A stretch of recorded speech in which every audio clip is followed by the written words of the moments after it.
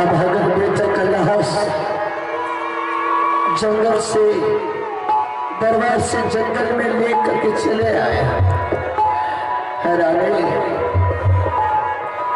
जिस अभागन बेटा के पास पापी जैसा पिता रहेगा, अभागन जैसी मां होगी, उस बेटा का संस्कार नहीं होगा रानी, तो हिंदू धर्म विनाश हो जाएगा रानी। इसलिए बेटा का संस्कार के लिए सोच रानी कि बेटा का कैसे संस्कार करेंगे। मैं क्या बोलूंगी आप रानी, आज मेरे बाजू में ताकत रहता रानी तो जमराज का बाप का हिम्मत नहीं रहता कि मेरे बेटा का प्राण वह ले जाए। रानी, जिस बस्ती से तूने मेरे लिए भोजन और पानी मांग करके लाती थी, चले जा उसी बस्ती में रानी। उस बस्ती में बाबू भैया माँ बहन होगी, उन लोग को बोलना कि आज मुझे ना भोजन चाहिए ना मुझे पानी चाहिए। 5 वर्ष का मेरा बेटा था, वह मर गया है, उसके लिए मुझे कफन दान चाहिए।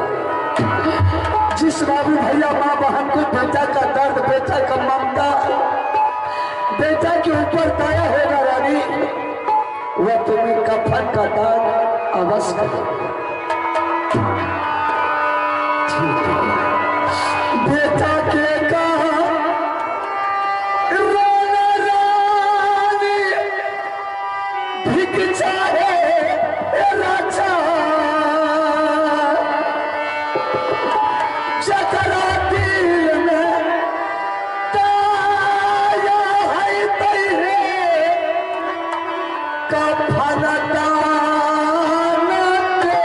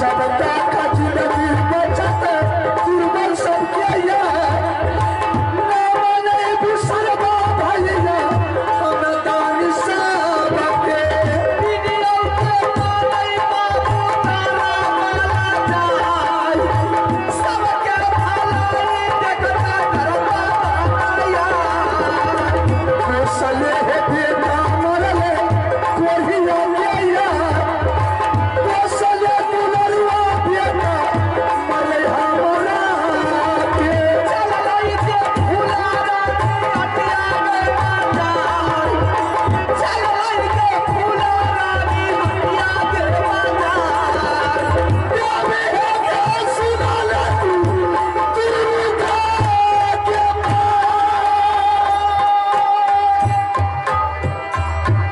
कल ही गया तू लूमा भैया दे पीला मोहब्बत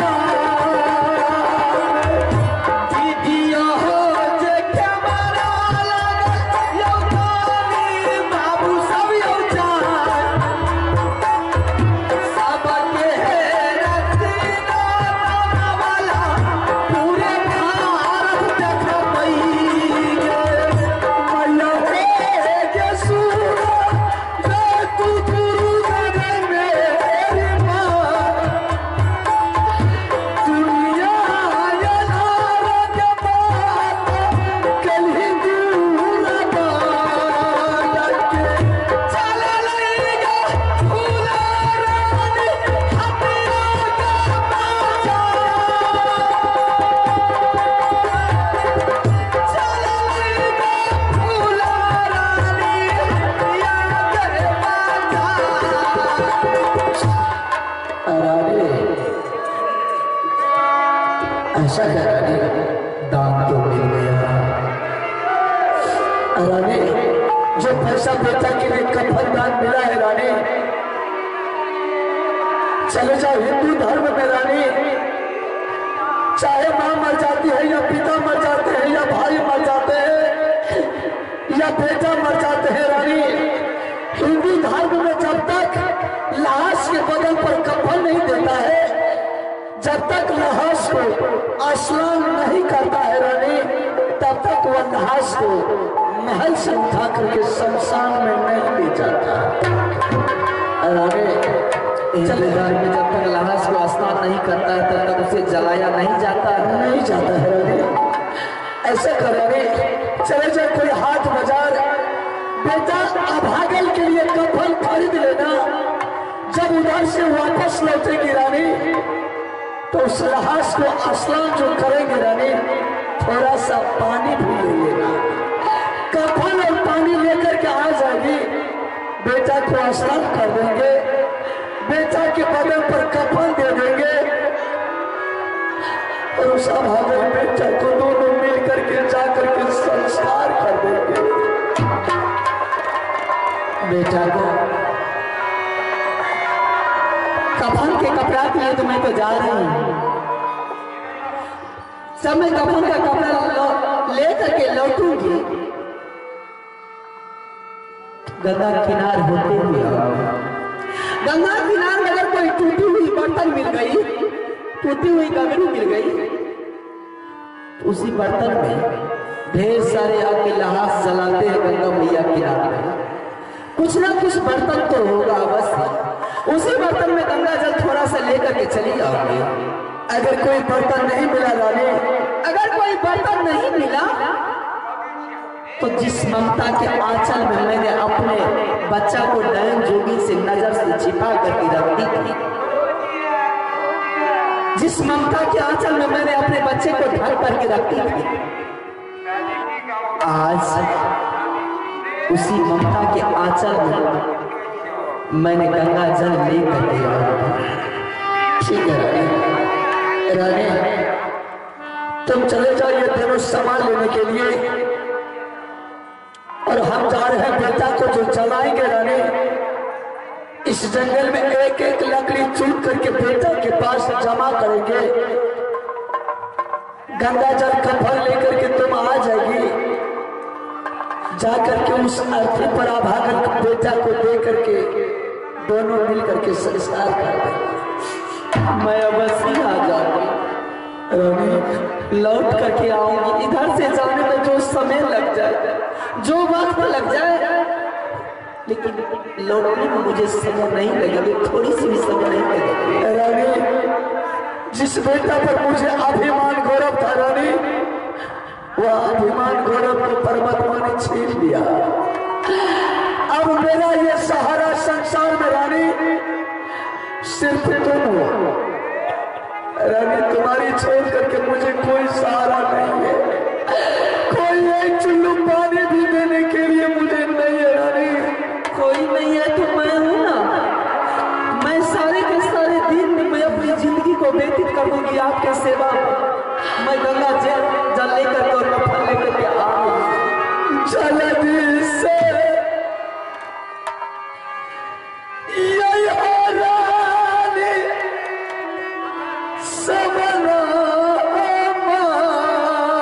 अवश्य में आऊंगी। इधर से जाने में जो वक्त लगे मेरे नाथ,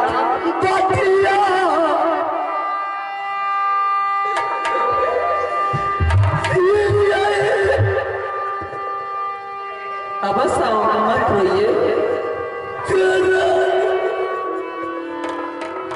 लौट के क्या करूंगी?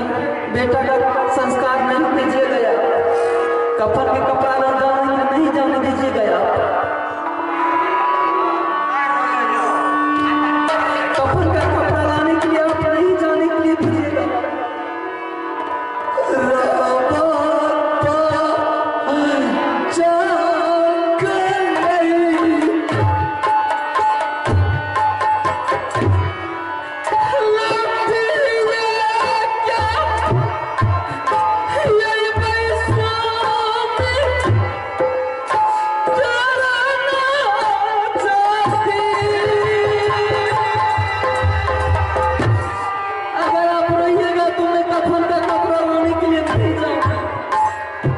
मुझे हंसी खुशी से यहाँ से भेज दीजिए, मैं लेकर के चली जाऊंगा।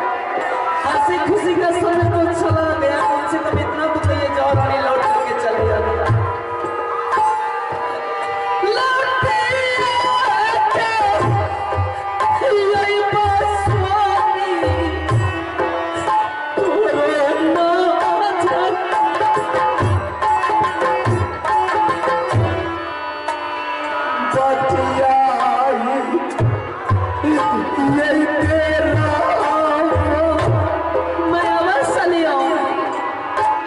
इधर से जो समय लग जाए मुझे आप भेज तो दीजिए, ऑर्डर को दे दीजिए।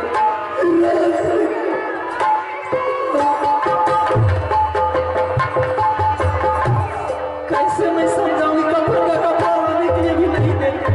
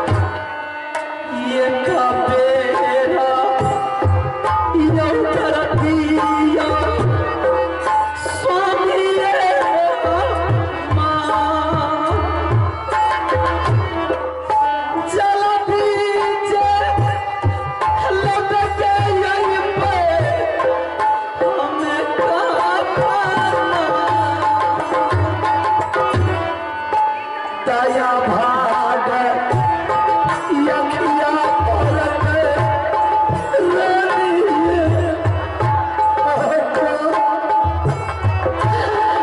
दाया भाग यखिया रानी पर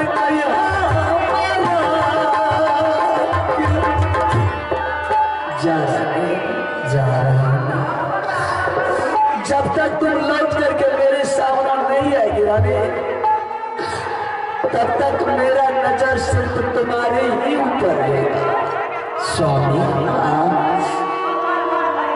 आप बेटा को छोड़ करके किसी जगह मत जाइएगा। मैं अभागन बेटा को छोड़ करके नहीं जाऊंगा।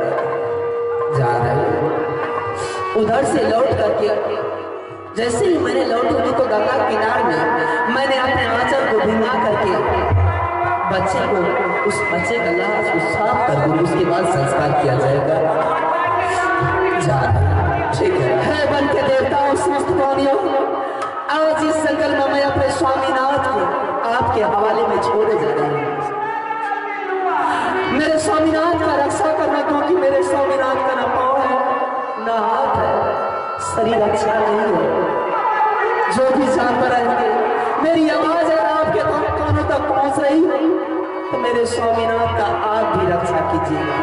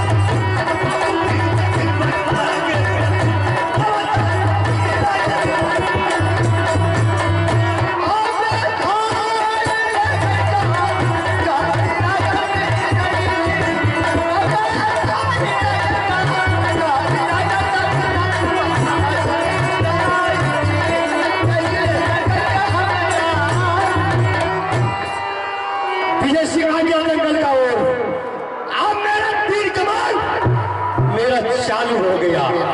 अब मुझे मिर्गा को फंसाना है। पूरे शिकार यो खलियाई आज जगले बजा पूरे शिकार यो खलियाई हम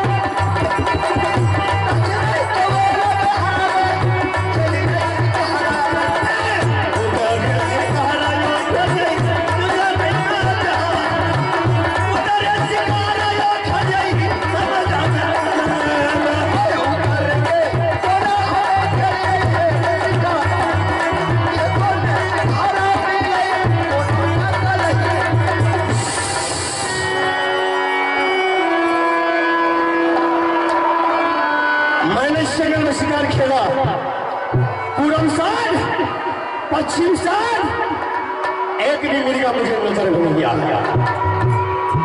मैंने दक्षिण साइड, मैंने उत्तर साइड शिकार खेला, एक भी मिर्गा मुझे नजर में नहीं आया, नहीं मिला। गया सो गया कहाँ? समझ गए शिव जब है तो पानी पीने के लिए गए होंगे गंगा किनार। चल मैं गंगा किनार आ रहा हूँ, चल मैं आ रहा हूँ गंगा किनार। अरे तब महाराजा दया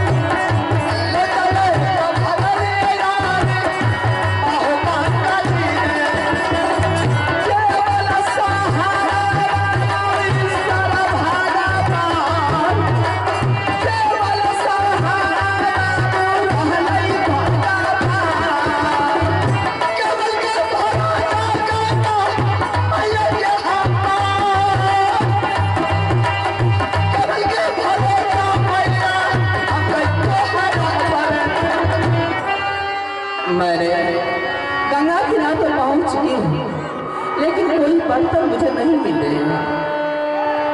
ठीक है, मैं अपना आंचल को भिगा लेती हूँ और इसी आंचल से मैंने अपने बच्चे को पोंछ दूंगी और फिर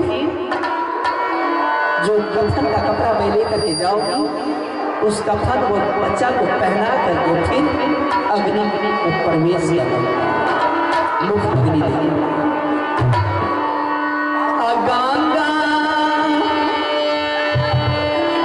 माई के तोहरे चरण में है मैया अइलई रानी फूला और अइहा है मैया मामा से है तहीना हो तेरा हाथ भी